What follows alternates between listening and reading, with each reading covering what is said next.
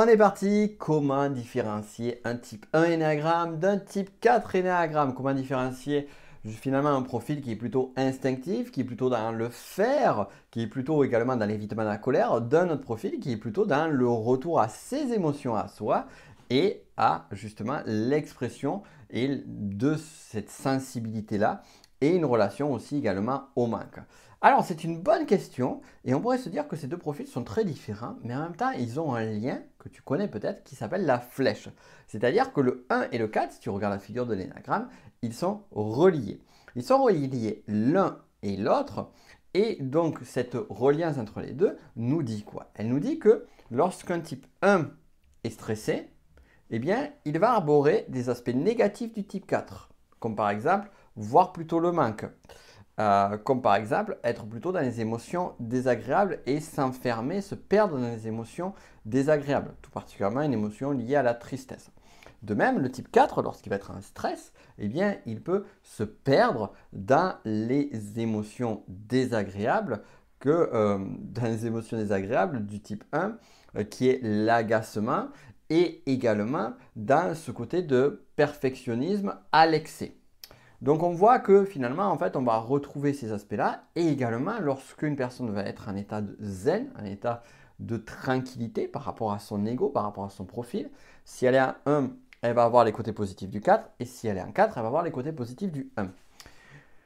Alors du coup, eh bien, on voit des points de similarité mais aussi des points de différence. Donc lorsque je dois typer, comment faire, comment trouver vraiment, comment savoir si une personne est en 1 ou en 4? Ce qu'on peut voir en fait, un lieu commun, c'est qu'on peut revoir sur, pas tous les 4 ni tous les 1, mais de façon générale, on va avoir une tendance à râler, à se plaindre ou à pointer ce qui ne va pas, autant sur un profil que sur l'autre. Cependant, l'énergie est bien différente et l'intention en amont est bien différente.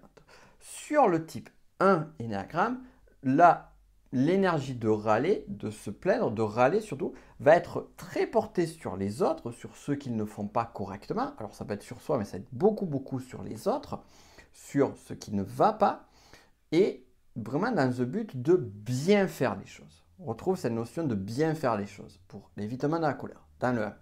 Alors que sur le 4, eh bien, on va pointer ce qui ne va pas, mais par rapport à ses propres émotions, son propre ressenti, et en l'occurrence sur ce qui me manque. Qu'est-ce qui me manque?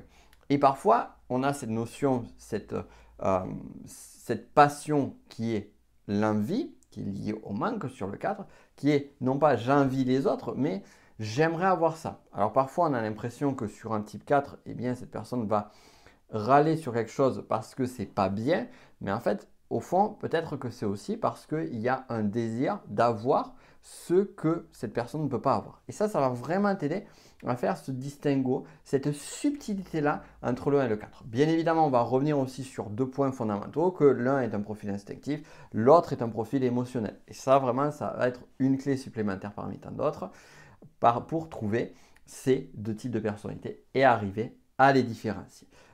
Si tu veux aller plus loin avec moi, ce que je t'invite à faire, si tu ne l'as pas déjà fait, c'est de me rejoindre. J'ai une masterclass 100% gratuite qui est accessible en ce moment, profite-en. Et sur celle-ci, en plus de cette masterclass, je t'envoie du contenu de qualité complémentaire, ne serait-ce que par mail et d'autres vidéos complémentaires.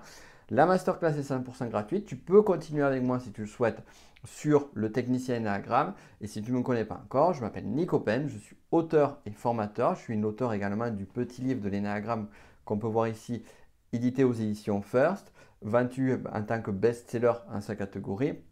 On est, je ne sais plus, à plus de 6000 exemplaires, ou du moins, au début de cette année, on était à plus de 6000 exemplaires vendus. Donc voilà, je t'attends de l'autre côté et comme ça, on pourra aller plus loin ensemble sur le 1, sur le 4 ainsi que les autres profils.